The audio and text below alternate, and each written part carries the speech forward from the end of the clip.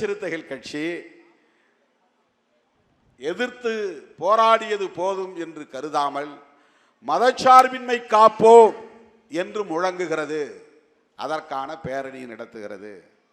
எல்லாம் தேர்தலுக்கு கூட்டு சேர்ந்துக்கிட்டு இருக்கிறாங்க.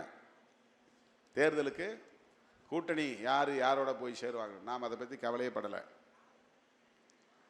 யார் யாரோட சேர போகிறாங்க, இவங்க வருவாங்களா, இவங்க வந்தாங்கன்னா திருமாவளவன் கதி என்ன,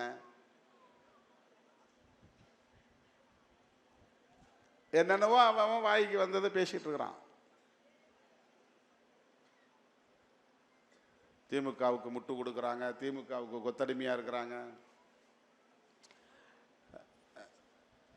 நம்மகிட்ட இருக்கிற இந்த புரிதல் அவங்களுக்கு இல்லை. அதனால் அவங்களால அப்படி தான் பார்க்க முடியும், அப்படி தான் பார்க்க முடியும், அப்படி தான் விமர்சிக்க முடியும். இதை சொன்னாலே அவனால் புரிஞ்சிக்க முடியுமான்னு தெரியாது. அப்படிப்பட்ட அறியாமையில் உழலும் அற்பர்கள் நம்மை பற்றி விமர்சித்து கொண்டிருக்கிறார்கள். நாம் அதை பொருட்படுத்த தேவையில்லை.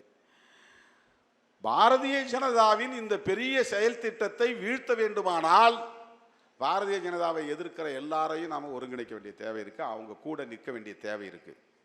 காங்கிரஸோடு முரண்பாடு இல்லையா? இருக்கு. வேற கட்சிகளோடு நமக்கு முரண்பாடுகள் இல்லையா? எதிர்கட்சிகளோடு இருக்கின்றன. ஆனாலும் ஆர்எஸ்எஸ் பிஜேபி என்கிற அந்த அமைப்புகள் அம்பேத்கர் எழுதிய அரசமைப்பு சட்டத்தையே நீர்த்து போக செய்யக்கூடிய சதி வேலைகளை செய்து கொண்டிருக்கிற சூழலில் அம்பேத்கர் எழுதிய அரசமைப்பு சட்டத்தை பாதுகாக்க வேண்டும் என்கிற போது பிஜேபியை எதிர்க்கிற எல்லோரோடும் கைகோர்த்து நிற்க வேண்டிய தேவை இருக்கிறது. அதனால் திமுக கூட்டணியில் விடுதலை சிறுத்தைகள் தொடர்கிறது. அதனால் காங்கிரஸ் இருக்கிற அணியில் தொடர்கிறது. அவ்வளவுதான், சிம்பிள். எவனும் எப்படியும் பேசிட்டு போகட்டும், எதை வேணாலும் சொல்லிட்டு போகட்டும், அதை பற்றி நாம் கவலைப்பட வேண்டிய அவசியம் இல்லை.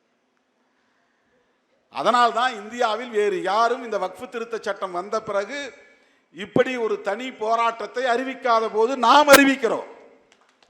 முஸ்லிம்களை பாதுகாக்க வேண்டும் என்பதும் ஒரு செயல் திட்டம். எல்லாவற்றையும் விட அரசமைப்பு சட்டத்தில் உயிர் மூச்சு கோட்பாடாக இருக்கிற மதச்சார்பின்மை.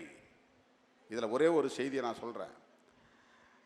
ஆதிசங்கருடைய சீடர் கேசவானந்த பாரதின்னு ஒருத்தர் இருந்தார் கேரளாவில். அவர் ஒரு வழக்கு தொடுக்கிறார் உச்சநீதிமன்றத்தில். அந்த வழக்கு விசாரித்து 1973 ஒரு தீர்ப்பு கொடுக்குறாங்க. என்ன வழக்குன்னா, இந்த நில உச்சவரம்பு சட்டம், ஒவ்வொருத்த பேர்லையும் இருக்கிற சட்டம், நிலத்தை இவ்வளவுதான் இருக்கணும்னு ஒரு சட்டம் கொண்டு வராங்க. அது தப்பு, தனி மனித உரிமையை பறிக்குதுன்னு அவர் ஒரு வழக்கு போடுறாரு. சொத்து சேர்க்கிற உரிமை எனக்கு இருக்குது, நான் எவ்வளோ வேணாலும் சொத்து சேர்த்துக்குவேன், அது ஏன் திறமை, நீ என்ன தலையிட்டு 5 ஏக்கருக்கு மேலே இருக்கக்கூடாது அல்லது 15 ஹெக்டேருக்கு மேலே இருக்கக்கூடாதுன்னு நீ என்ன ஒரு வரம்பு போடுற அப்படின்னு அவன் எதிர்த்து ஒரு வழக்கு போடுறான். அந்த வழக்கு விசாரணைக்கு வருது. அந்த விசாரணைக்கு வந்த பிறகு தீர்ப்பு வருகிறது. அந்த தீர்ப்பில் என்ன சொல்கிறாங்கன்னா, கான்ஸ்டிடியூஷனில் நீ என்ன திருத்தம் வேணாலும் பண்ணிக்கோ, ஆனால் அதன் அடிப்படை கோட்பாடுகளில் திருத்தம் செய்யக்கூடாது. பேசிக் ஸ்ட்ரக்சர் அதில் நீ கை வைக்கக்கூடாதுங்கிறான். அந்த தீர்ப்பில் சொல்கிறான். 73 வந்த தீர்ப்பு. அது என்னையா பேசிக் ஸ்ட்ரக்சர்னு சொல்லும்போது ஒரு 5-6 லிஸ்ட் போடுறான். அதில் ஒன்று என்னன்னா, மதச்சார்பின்மை என்கிற கோட்பாட்டை நீ கை வைக்கக்கூடாது. இது சுப்ரீம் கோர்ட்டு கொண்டிருக்கிற தீர்ப்பு. இது உச்சநீதிமன்ற தீர்ப்பு. கேசவானந்த பாரதி தொடுத்த வழக்கில் உச்சநீதிமன்றம் அளித்த தீர்ப்பு. நீ பார்லிமெண்ட்டில் என்ன சட்டம் வேணாலும் கொண்டு வா, கான்ஸ்டிடியூஷனில் என்னென்ன வேணாலும் நீ அமெண்ட்மெண்ட் கொண்டு வா, திருத்தம் கொண்டு வா, ஆனால் நீ பேசிக் ஸ்ட்ரக்சரில் கை வைக்காத. அந்த பேசிக் ஸ்ட்ரக்சர் அடிப்படை கட்டமைப்பு கூறுகள் என்னென்னங்கிறத வரையறை செய்யும் போது செக்யூலரிசத்தின் மேலே கை வைக்காதங்கிறான் உச்சநீதிமன்றமே. ஆனால் இந்த அரசாங்கம், பிஜேபி அரசாங்கம், அதைத்தான் தகர்ப்போம் அப்படிங்கிறான்.